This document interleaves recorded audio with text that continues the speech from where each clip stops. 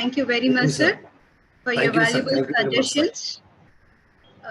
Hopefully, we follow your suggestions, sir, of referring the books and guiding our students in the right pathway to achieve the goals and the results. Thank you very much, sir. Okay, madam. Thank you. Thank you very much. Now, I would like to invite Dr. P. Manjula, Assistant Professor, Department of Botany, RBR Women's College, to introduce Christopher, sir. Over to you, Manjula. Thank you, madam. Good afternoon, one and all. It gives me an immense pleasure to introduce today's guest speaker, Professor Christopher Reuben, Department of Biotechnology, Chaitanya Deematuri University, Warangal. Sir has 15 years of teaching experience in UG and PG biotechnology, and Sir has 20 years of research experience in broad areas of plant tissue culture, genetic transformation, molecular markers, and Sir has guided 8 PhD students, and Sir has to his credit of publishing 48 research papers in international and national journals, and also authored 8 books.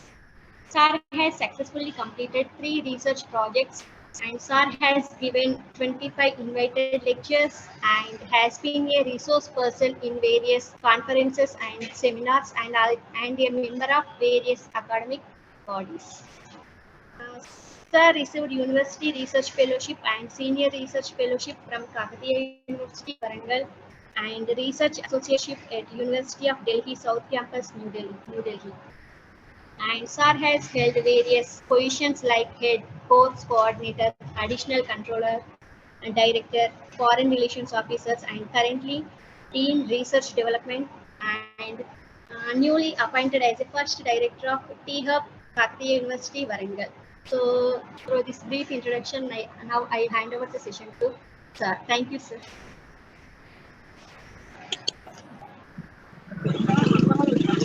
Over to you, sir. Yeah, thank you, madam. I want to use, you can make me co-host? Tirupati, sir. Yes, sir. Yes, sir. Please you share. Please share your screen also, sir. Please welcome, sir. Yeah.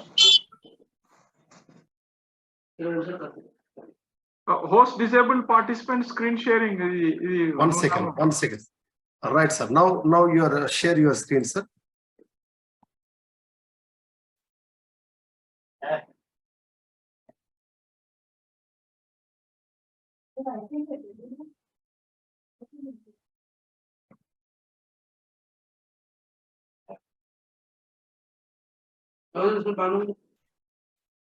No?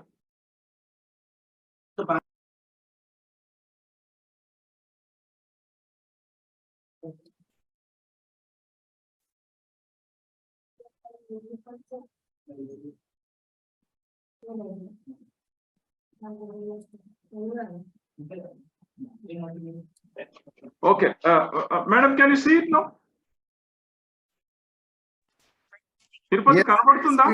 Yes, sir. Yes, sir. Screen is visible, sir. Madam, Rajini, madam.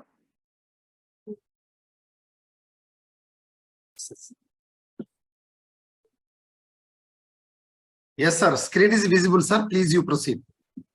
Okay. First of all, I thank the principals of Government Degree College for Women Jagitial, Government Degree College for Women Karimnagar, RBVRR Women's College Hyderabad, SRR College Karimnagar, for arranging this particular national online coaching program for the benefit of students who wish to appear for PG-CET examination test that is going to be ensured in the coming days to come. First of all, actually, I want to thank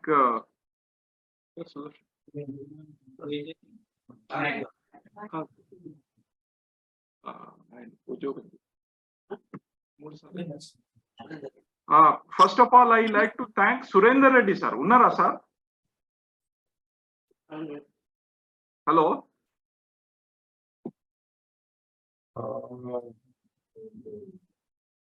Yes, sir. Yes, sir. Surendra sir is there, sir. Sir, ఆయనకు దండం పెట్టుకోవాలి. I Sir, salute. Surendra sir. Hello. Sir, namaste. Sir, namaste, sir. Sir, thank you so much. You have helped a lot of research, lot of junior college lecturers and degree college lecturers. Junior college lo na student kuda okadu unnaru sir. Meeku salute sir. ఎందుకంటే ఈ పరిస్థితిలో పెద్దవాళ్ళు మీ ఆశీర్వాదం ఉండాలి sir. ఇంత work చేసి వాళ్ళకి మీరు ఉద్యోగాలు ఇప్పించిందనంటే I salute, and you have given them life. So from my behalf, from my family, from my Tirupati is my student. Krishnareddy మేము అందరం ఒక దగ్గర పనిచేస్తాము. మా బాటనీ డిపార్ట్మెంట్ తరఫున మేము we are really grateful to you for your efforts that you have given life to so many people. ఇదే చెప్దాం అని అనుకున్నాను, అందుకోసమే మిమ్మల్ని ఉన్నారా అని అడిగాను sir. Sir thank you so much sir. Thank you so much. Thank you and welcome sir. Thank you for your blessings. Today I'm going to discuss on one important topic, that is in cell biology, eukaryotic chromosomes and also chromatin material. That will be the topic for the keynote address today: eukaryotic chromosomes and chromatin material. This is the slide that will give you the information about chief guests, co-patron and conveners.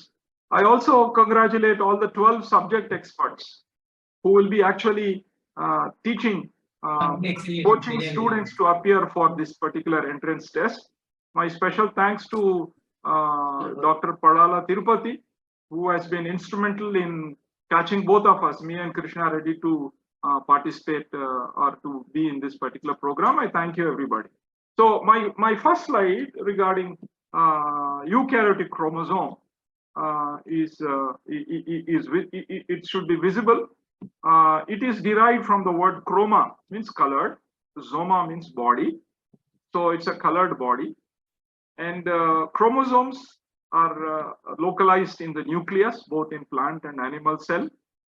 And if you want to visualize, if you want to see chromosomes under a microscope, they have to be stained. Staining is a must. On your left side, we have mitotic chromosomes being stained, and then you can see the chromosome stain. On the right side, you have a meiotic cell where the chromosomes are stained. Staining has to be done for visualizing chromosomes. Otherwise, chromosomes are not visible. We cannot see them. So you see a beautiful picture of mitotic chromosomes. This is stained by acetoarsine, while meiotic chromosomes are stained by acetocarmine. You can also call it as carmine. So in the exam, they might ask you, in the entrance test, they might ask you what are the stains commonly used to stain mitotic chromosomes. You can give the answer as orsine, and then for meiotic chromosome, it is carmine. Okay, right. So we'll first look into the history of the chromosome, how chromosomes were actually first discovered, observed. Okay, so 1842, it is Carl Nageli. He observed thread-like bodies in plant cells. Then 1848, it is Hofmeister, who found in pollen mother cells some stained bodies of Tradescantia. He saw some stained bodies in that.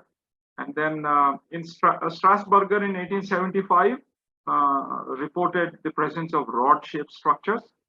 1882, Walter Flaming called it as chromatin material, and also he was responsible for identifying the phases of mitosis, that is your prophase, metaphase, anaphase, and telophase. Then in 1888, Waldier coined the term chromosomes to these rod-like structures because they had affinity to basic dyes. And then 1900, Sutton and Boveri proposed chromosomal theory of inheritance, which means to say that chromosomes are responsible to carry genes from one generation to the other generation. And in 1910, Thomas Sutton proved that the chromosomes carry traits. Traits are the characters that will be transmitted from one generation to another generation. So this is a brief history. So in the exam, they might ask you who coined the term chromosome. Then you should be able to tell them Waldier. who proposed the chromosomal theory of inheritance, then it should be Sutton and Boveri. So these questions could come in your entrance test. So please make a note of all this information that I wanted to present. Okay. So this is the drawing of Walter Fleming.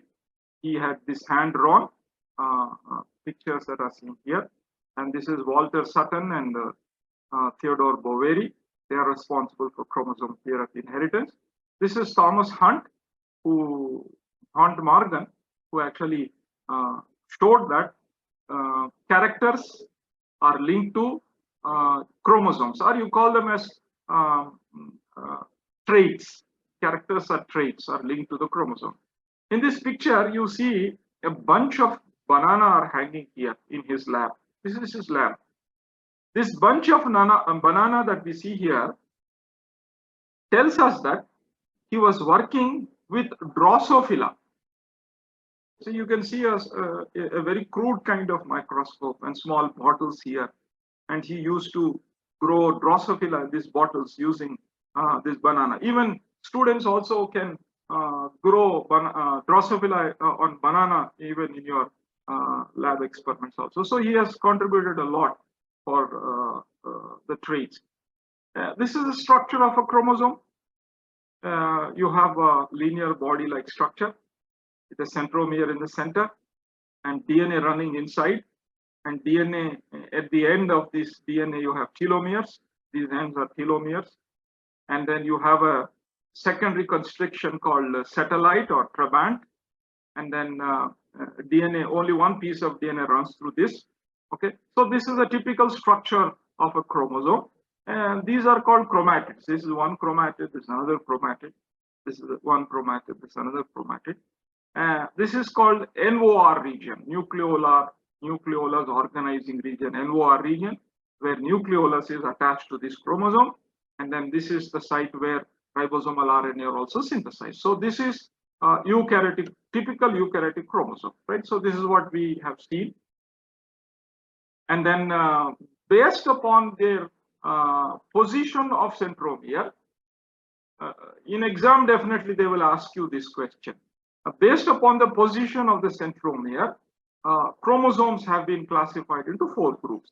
First is called metacentric, wherein the chromosome is in the center of the chromosome, dividing it in 2 halves. Okay, and at the time of anaphase or metaphase and anaphase, the chromosome will be V-shaped. Chromosome will be V-shaped. Metacentric chromosome will be V-shaped because spindle fibers are attached to centromere and they start pull them towards the respective poles. And then submetacentric is the centromere is displaced to the other side of the chromosome, where double the length is here, and then this is one length and this is a double length. And this is L-shaped structure that you get. L-shaped. This is V-shaped.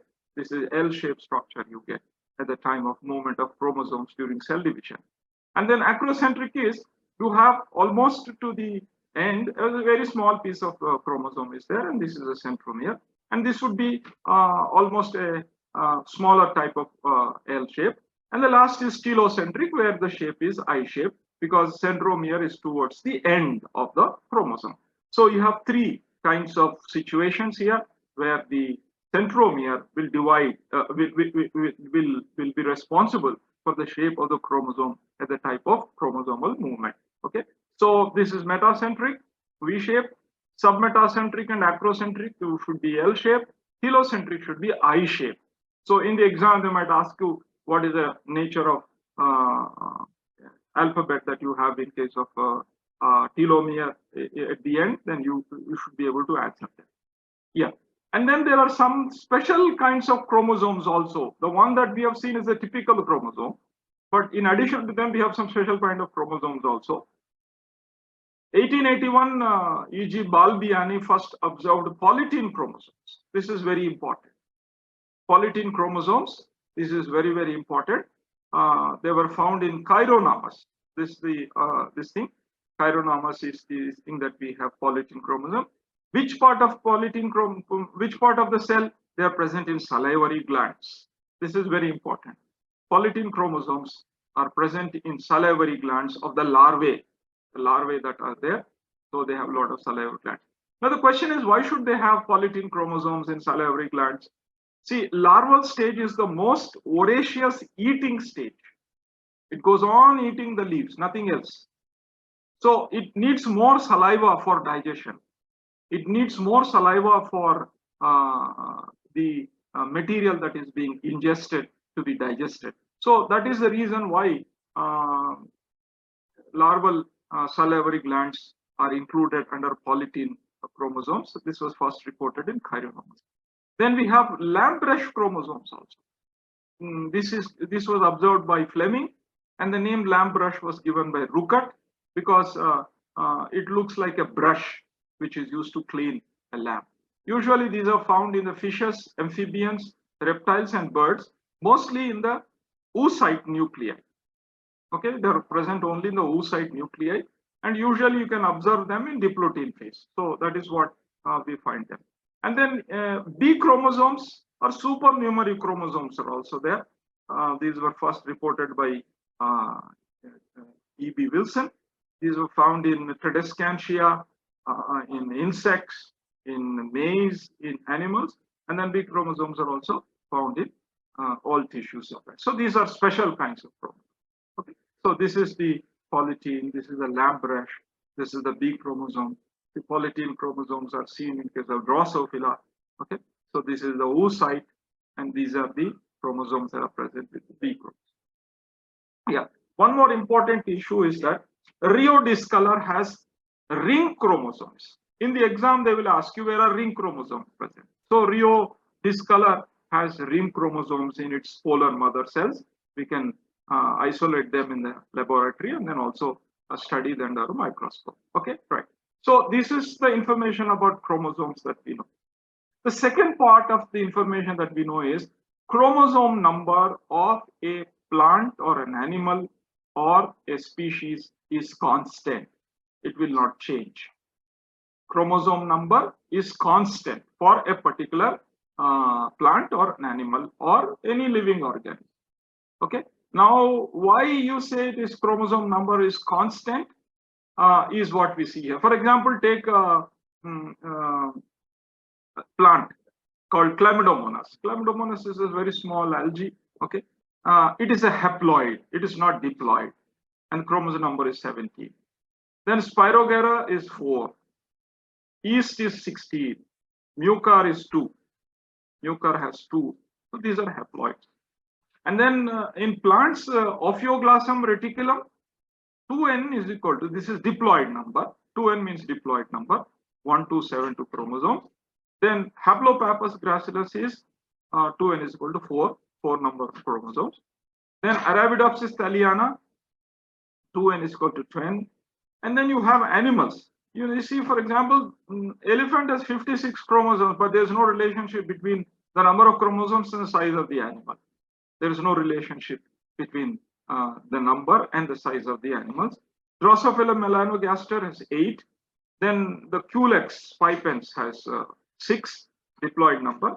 And there is also a suggestion that dinosaur, which is a fossil, would have 80 chromosomes. A diploid would have 80 chromosomes. So the chromosome number of an individual species is constant. It will not change. Okay. So this is one very important issue. So these are the pictures. This is Mucar, Haplopappus, Ophioglossum. These are the Drosophila. This is the your African elephant. You have the dinosaur. This is a Pisum sativum. This is the Mucar that we think of, and this is Arabidopsis. So their number is constant. The number don't change. And there is no relation between the number of chromosomes and the size of the organism. The organism size can be small, but the chromosome number can be more also. Okay, right. There are 2 types of chromosomes. First is called autosomes. The other is called allosomes. What is the use of autosomes? What is the purpose of having autosomes?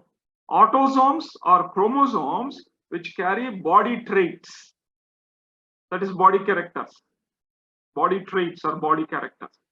while allosomes are responsible for gender, that is male or female discrimination.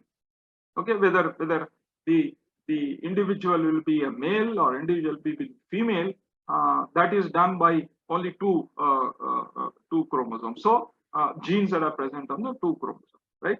And the numbering in case of autosomes is usually 1, 2, 3 to 22 in case of human. But if it comes to allosomes, the alphabets X, Y, Z, X, Y are used, and in other organisms Z and O are also used. So here it is Arabic numerals for autosomes. Here it is alphabets, English alphabets for allosomes. Then genome number is very high. The number of chromosomes, the number of autosomes is very high, while the number of allosomes are usually 1 or 2. And autosomes always occur in homologous pairs. Please make a note of this. Autosomes always occur in homologous pairs, while allosomes are non-homologous. For example, take X and Y. I can show you a picture in the next picture.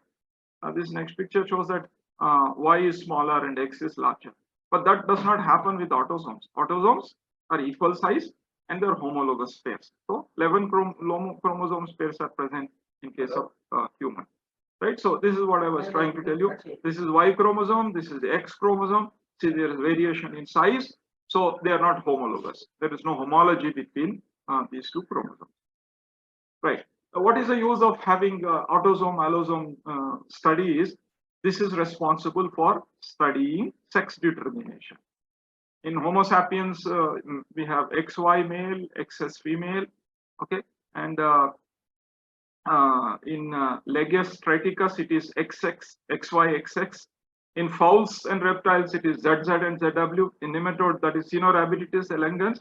Yeah, one very important thing here is it is the autosome versus X chromosome. The sex differentiation in Caenorhabditis elegans is X is to A if it is 0.5 and then 1. This ratio decides which is male, which is female, or which is hermaphrodite. Then insect progenitor also has XX and XO. So these chromosomes help in sex determination. Yeah. Then another important aspect of chromosomes is ploidy status, as I've already shown you. Haploids, diploids, polyploids. Polyploids can be triploids, tetraploids, and hexaploids. All of them deal with chromosomes only. Triploids are found in watermelon. Potato is a tetraploid. Wheat is hexaploid. Algae, fungi are usually haploids because they have only one set of chromosomes. And most of the cultivated plants are diploids. Okay, so I can show you them. See, this is wheat. It's it's a hexaploid. Wheat is a hexaploid. So you have the genome AA, BB that is present in this polyploid. And then you have triploids. Watermelon is a triploid. So 3 sets of chromosomes are there. And yeah, another important aspect of the chromosome is in tissue culture through anther culture, we can produce haploids. We can produce haploids, and haploids will be diploidized to get a dihaploid. So haploids are found in the plant system in pollen mother cells. So those can be utilized for producing androgenic haploids through tissue culture. Yeah, I've something to tell you about Pomato. Pomato was a theoretical purview of Melcher's. What he decided was that he wanted to fuse 2 protoplasts, protoplast of potato and protoplast of tomato. And his idea was that the aerial parts will produce tomato, the underground root system will produce tubers. That was what he was trying to study. And then he was not successful in this. One main reason for not being successful in this is there is no homology between the chromosomes of potato and tomato. For example, I have given you a picture here in which we say that potato chromosome number is 48, while tomato chromosome number is 24. So there will be no homology between these chromosomes. If there is no homology between these chromosomes, it will be sterile. Usually it will be sterile, right? So theoretically, heterocheron did not survive because of lack of homology in potato and tomato chromosome. This could be one reason, maybe there are other reasons. So we are not able to get a hybrid of potato and tomato, which we call as potato. So again, the reason for this is chromosomes, right? Yeah, this is what I am trying to show you. Here you have a tomato, potato, eggplant, that is brinjal, pepper. All these have a different kind of chromosomal arrangements where we have translocations and inversions have taken place during evolution. So definitely there will be no homology between potato and tomatoes. It will have to be resolved. This has to be first resolved. So that is one reason why tomato has failed, because of there is no homology, or we call it as loss of synteny. This is also called loss of synteny. Okay. You want to see chromosomes. What do we use? Is a microscope. High power is 40x, oil immersion is 100x. Okay. Here students are trying to watch them under a normal microscope. This is usually what happens in ileum. This is ileum roots. You have chromosomes here. Okay. You have chromosomes being distributed at telophase, and then you have here late metaphase. This is a prophase. So this is what we see in case of ileum roots. This is animal cell culture. In animal cell culture, you have these kinds of appearances under a microscope. Yeah, this is same again. Root tip. Root tip is the best material for studying mitotic chromosome. So at 4x you see the root tip like this. At 10x you see the chromosomes like this, and 40x you see the chromosomes. These are chromosomes which are early, late metaphase and early telophase situation. See, this is what happens in case of pollen mother cells. This is what happens in case of root tip cell. This is called squash method. You call this as squash method. Root tip mitotic study is called squash method. Then pollen mother cells is called a smear method. In squash method, we use arsine, that is acetoarsine. In smear method, we use acetocarmine. Both of them are observed under a microscope. But in first case, we use arsine. Second case, we use carmine. And the first case you call a squash method. The second case is called a smear method. So in exam, they might ask you, what is a squash method, or squash method is usually studied there, that they can ask you, right? In addition to them, in addition to your regular, we also have other staining methods. Staining studies are there, like DAPI staining. DAPI is 4,6-diamidino 2-phenylenediol.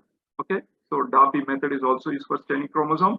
Fish method is another method where fluorescent probes are used, fluorescent dyes are used, fluorescent in situ hybridization. This also we need to have a fluorescent microscope for which we can observe. So these are the new techniques that are used to stain chromosomes. Okay, so this is how it appears. DAPI stain appears like this. This is fish staining. See, the chromosomes are stained. This is centromere, and these are bands. So you have telomere. So different types of stainings are also developed. Okay, right. Okay, using these chromosomes, we can also develop karyotypes. Okay, so this is a male karyotype. This is a female karyotype. So X and Y, XX. So you can develop a karyotype. In karyotype, usually it starts from large size to small size. In humans, 1 chromosome and then 22 chromosomes. So large size to small size. Okay. What is the use? I'll tell you in the next. Okay. This is human ideogram. This is how we develop a human ideogram. This is a centromere. Centromere is placed in the center, and you get a banding pattern in case of ideogram. Okay. Right. This is called aminocentesis. This aminocentesis was actually originally used for prenatal diagnosis to find out whether the chromosomes have some mutations in them, some inversions, some deletions, etc. So this was very much useful earlier for karyotype analysis. As I've already shown you, this karyotype analysis can be done by aminocentesis. Okay, and then as a result of aminocentesis and karyotype analysis, scientists have found out these diseases. Number 1, Turner syndrome, either it is 45X. Okay, Klinefelter syndrome, 47. 1 chromosome increased, 1 chromosome is lost. Edwards syndrome. Okay, Down syndrome, Patau syndrome. What do they tell us is that either a chromosome is increased or mostly chromosome is lost. So aminocentesis and karyotype analysis will help us to find out whether there is disease or not, or syndromes are visible. See, this is one Example, we can see Turner syndrome here, loss of chromosome, then Klinefelter syndrome, addition of one chromosome. So Turner syndrome and is 45, then Klinefelter syndrome is 47. Yeah, and then usually what happens is the ends of the chromosome is called telomere. In this telomere region, usually during replication, a small piece of telomere is telomeric region is not replicated. As a result, what happens is it results in senescence, it results in aging, it results in cancer. Okay, so chromosomal study will help us to find out whether the telomeric region is replicated or not, right? One very important observation is that during 2020 corona pandemic, most of the men succumbed to COVID-19 virus. You see a lot of coffins are there. Most of them are men. Women also died, but most of them are men. Scientists have found that X chromosome genes may augment immune system and thus nullify or reduce the effect of viral diseases, COVID. Hence, men fall victim to COVID-19 and other factors like smoking, drinking also elevate this problem. X chromosome is present in women twice, but in men it is only one. So maybe this augmentation of immune system by X chromosome is not sufficient. Hence, a lot of men died than compared to women. This is pertaining to chromosome. And this story that we know is about Human Genome Project, HGP. I will not go into those details. All the 22 chromosomes, X and Y chromosomes have been sequenced. We know which gene is present on which chromosome that can be taken up, downloaded from Human Genome Project. Okay, this is a Human Genome Project. Now it helps us in disease diagnosis. It also helps us in detecting genetic predispositions to diseases. All these things can be worked out from Human Genome Project. And then chromosome walking is another technique that is used to sequence the DNA. Mostly the genomes of mouse, zebrafish are also being worked out using chromosome walking. This is how chromosome walking is done. I will not go into those details. Students will become for them, right? Okay. One important question is, why do we use garlic or onion roots for squashes? Basically, 2n is equal to 16. So chromosome number is, n number is 8. Chromosomes are very large. This is one very important thing. Chromosomes are very large in onion roots. The 10⁻⁷ times more than Arabidopsis. 83% of DNA is repetitive DNA. Therefore, it is very easy for us to work on root squashes of onion or garlic. So in exam, they will ask you, why do we use garlic? And you should be able to tell that because of large size of chromosomes. So this is how the chromosome prophase, metaphase, anaphase, and telophase is what appears. Okay. And then second important thing is chromatin. This is the difference between chromosomes and chromatin. Chromatin means the inner material composed of nucleosome, which is exactly like this. So this is DNA, these are proteins, these are loops, okay, these are condensed, and these are chromosomes. So this material is called chromatin material. See, we know that DNA is 2 nanometers or 20 angstroms. Then the second compaction is 11 nanometers. Third compaction is second compaction is 30 nanometers. Third compaction is 300 nanometers. Fourth compaction is 700 nanometers. And finally, the size is 1400 nanometers in case of chromosome. So this is what we call as chromatin material. The material, the DNA material, the protein material that is present inside the chromosome is what we call as chromatin material. Okay. So this is the type of structure, double-stranded DNA, DNA plus nucleoprotein. The next level of compaction is fiber. Then you have loop, and then we have chromatids. Okay. So this, it is said that if all the chromosomes in humans are attached head to head, it will be a length of 2 meters. And this 2 meters DNA present in the 46 chromosomes are present in 5 to 10 new micron nucleus. So compaction should be very very important if it has to be compacted or packed into a nucleus of this type. Okay, so this is euchromatin. This means genes, heterochromatin, non-genes. They don't, these are silent genes. These genes are not functioning, but these genes are functioning. Eukaryotic gene, euchromatin genes are functioning, while heterochromatin genes are not functioning. 2 to 3% of the genome is euchromatin, 97 to 98% of the genome is heterochromatin. Okay, but there is one advantage. I'll tell you what that is. This advantage is this heterochromatin has helped Alec Jeffrey, who developed DNA fingerprinting.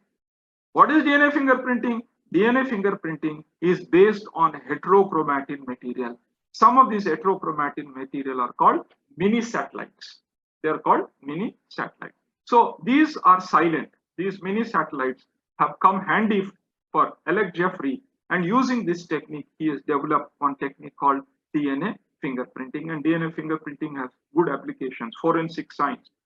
You can paternity testing. You can also use in medical diagnosis, agriculture, food industry, sociology. Okay, that is identification of racial groups. Okay, migratory people, that also can be found out in case of DNA fingerprinting. So DNA fingerprinting again has basis on chromatin material. And in chromatin material, as I've told you, chromatin material is very important in terms of for this technique. And this chromatin material, all the DNA were active once, but now they become silent, or they become silent genes. Okay, right. So I request all the students who are interested to appear for these exams to follow these books, Botany and Biotechnology. Editors were Professor S.M. Reddy sir and Professor Ram Reddy sir. And 5 of us have authored this. You can get these books from Telugu Academy. Also, you can have P.K. Gupta Genetics, Verma and Agarwal Genetics, P.K. Gupta Elements of Biotechnology, H.S. Chawla Introduction to Plant Biotechnology. These you can read. Telugu Academy books are very good. You can use them. There is no doubt about this. All the students can go through them. They are very simple but very informative. So you can use those books for studying for the entrance test. Okay. So thank you very much for your patient hearing. Any questions? I'll be able to take.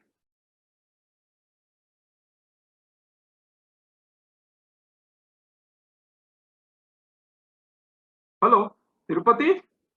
Yes, sir. Yes, sir. Any questions? Anybody? Yes, all the participants, please, you have any queries or any doubt regarding of CPGET or PG entrance or any other books, please you interact with our professor sir. Our esteemed professor sir is here. All of you, please. మాట్లాడండి, మీరు మాట్లాడొచ్చండి.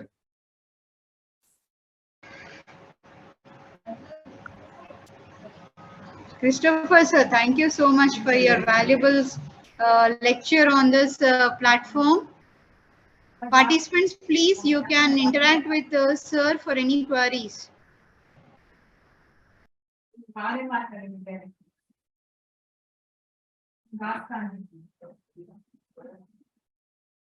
Anybody else? I hope nobody, sir. All the topic what sir has said, those all are important for the exam point of view, sir. All the points will be covered. Excellent. It was an excellent.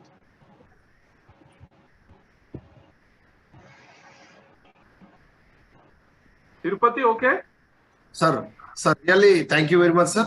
Okay. Kavita, mana Rajini madam garu, vote of thanks. Yes, sir. Yes, sir. Invite cheyandi. Yes, sir. Sir, thank you very much, sir, for your valuable presentation on this platform. This was a very, I hope our participants have got the knowledge on, a small knowledge on cell biology in the exam point of view. Yes. Thank you very much, sir, for accepting our invitation. Okay, madam. Thank you so much. See you again, madam. Tirupati, Thank you, bye. Sir. Thank you, sir. Now I invite Dr. A. Rajni, Head Department of Botany, RVR Women's College, to speak few